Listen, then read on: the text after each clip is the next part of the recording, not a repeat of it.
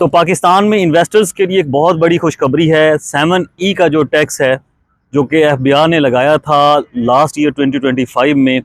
वो कल कोर्ट ने ख़त्म कर दिया है। 7E का टैक्स क्या था और उससे किस किस प्रॉपर्टी ऑनर को फ़ायदा हुआ है, तफसील से आज की इस वीडियो में बताऊंगा। लेकिन उससे पहले दरख्वास्त ये है कि इस वीडियो को अपने दोस्तों के साथ शेयर कीजिएगा, क्योंकि हर एक को पता होना चाहिए कि पाकिस्तान के अंदर टैक्स के हवाले से क्या इस्लाहात चल रही हैं और क्या हो रहा है। 7E का टैक्स ये था, उसकी तफसील ये थी कि अगर आपके पास कोई भी प्रॉपर्टी है पाकिस्तान के अंदर, लेट सपोज आपके पास एक सिंगल प्रॉपर्टी है, तो फिर तो उसके साथ कोई किसी किस्म का टैक्स नहीं लगता था। लेकिन अगर आपने अपने बच्चों के लिए, अपने फैमिली के लिए 1, 2, 3, 4 या 5 प्रॉपर्टीज़ ली हुई हैं, भले आपने उसको रेंट पर नहीं लगाया हुआ, आपके अपने बच्चों के फ्यूचर के लिए आपने रखी हुई है, एजुकेशन के लिए आपने रखी हुई है, या फ्यूचर इन्वेस्टमेंट के लिए रखी हुई है कि फ्यूचर में हमारे बच्चों को उस चीज़ की ज़रूरत पड़ सकती है,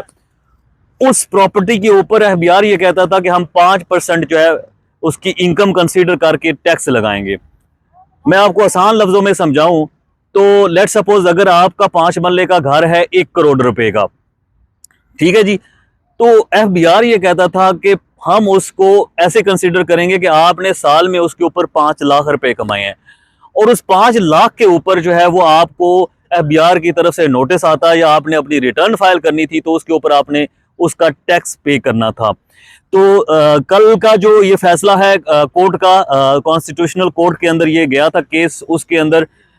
इसको अनकॉन्स्टिट्यूशनल का करार दे दिया गया है, यानी कि पाकिस्तानियों के फंडामेंटल राइट्स के अगेंस्ट ये करार दिया गया है, और उस फैसले के अंदर इस टैक्स को गैर कानूनी करार दे दिया गया है। अब जिस भी दोस्त के पास, जिस भी भाई के पास पाकिस्तान में जितनी भी प्रॉपर्टीज हैं, वो अपने पास प्रॉपर्टीज को रख सकता है, उसके ऊपर किसी किस्म का कोई टैक्स लागू नहीं होगा। और मैं एक आपको बात बताता चलूं कि पाकिस्तान में इस वक्त प्रॉपर्टी टैक्स के हवाले से बहुत सारी इस्लाहात हो रही हैं। उसकी वजह यह है कि गवर्नमेंट के पास और कोई ऑप्शन नहीं है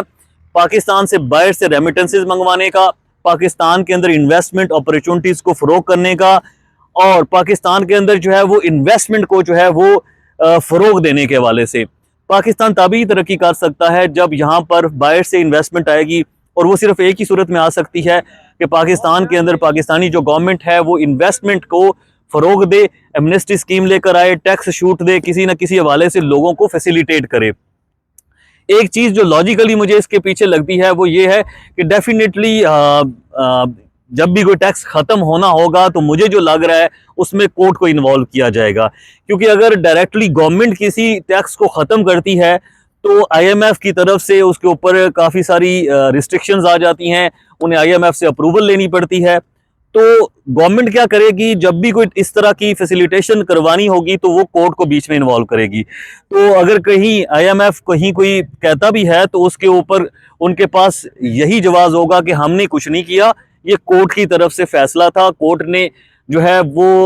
इन्वेस्टर्स के या कह ले अलॉटीज के हक में फैसला दे दिया है। तो हमारे यहाँ पाकिस्तान के अंदर इंडिपेंडेंट कोर्ट्स हैं, तो वो अपना काम करती हैं, तो उन्होंने एक कह लो कि फंडामेंटल राइट्स की वजह से अनकॉन्स्टिट्यूशनल इसको करार दे दिया है। तो मुझे जो लग रहा है, जो वेव्स बन रही हैं इस वक्त पाकिस्तान के अंदर टैक्स के हवाले से,